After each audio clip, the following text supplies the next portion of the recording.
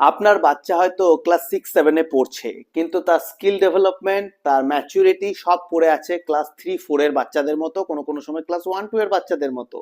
তার হাতের লেখা ইমপ্রুভ হচ্ছে না, তার মনে রাখার ক্ষমতা, তার ক্লাস অনুযায়ী তার যে যে নলেজগুলো থাকা দরকার বা তার সিলেবাসে যে নলেজগুলো আছে সেগুলো সে গেইন করতে পারছে না। তার রিডিং স্কিল ডেভেলপ হয়নি, কোনো কিছু গুছিয়ে বলার যে ধরন সেটা তার ডেভেলপ হচ্ছে না, এবং সে একটার পর একটা ক্লাসে প্রমোটেড হয়ে যাচ্ছে, কিন্তু তার নলেজ, তার ম্যাচুরিটি, তার স্কিল কোনো কিছুই ডেভেলপ হচ্ছে না।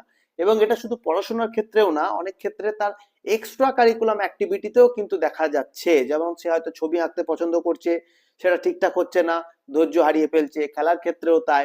এবং সোশ্যালিও হয়তো মাঝে মাঝে সমস্যা দেখা দিচ্ছে, সে মিশতে পারছে না কারোর সাথে বা নিজেকে আইসোলেটেড ফিল করছে।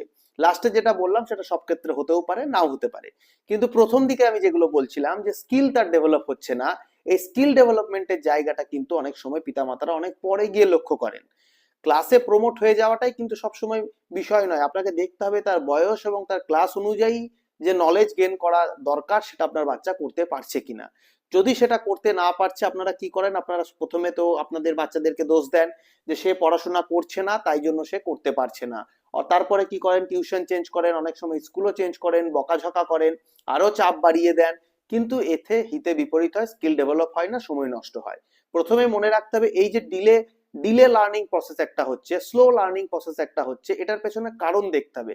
কোনো ডেভেলপমেন্টাল ডিলেস রয়েছে নাকি, আন্ডারলাইন কোনো কজ রয়েছে নাকি, আন্ডারলাইন মানে এডিএইচডি আছে নাকি, স্লো লার্নিং প্যাটার্ন রয়েছে কিনা। তারপরে দেখতে হবে যে তার পড়াশোনার ধরনের মধ্যে কোনো সমস্যা রয়েছে কিনা, সে হার্ড স্টাডি করছে কিন্তু হয়তো সে স্মার্ট স্টাডি রিচ করতে পারছে না। এই সব বিষয়গুলো কিন্তু দেখা খুব প্রয়োজন।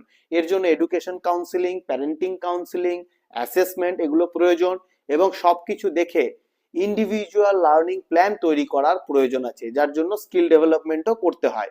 তো skill development training, individual learning plan, counselling এগুলোর মাধ্যমে 3 থেকে 6 মাসের মধ্যে একটা বাচ্চাকে স্কিল অ্যাডাপশন করার একটা জায়গায় নিয়ে যাওয়া কিন্তু যায়। তাই আপনাদের বাচ্চার যদি পড়াশোনার উন্নতিটা সেভাবে হচ্ছে না, বয়সের তুলনায় তার নলেজ ঠিকঠাক হচ্ছে না, ম্যাচুরিটি ঠিকঠাক হচ্ছে না, তাহলে দেরি করবেন না, প্রফেশনালসদের সাথে যোগাযোগ করুন এবং সমস্যাটি সমাধান করুন।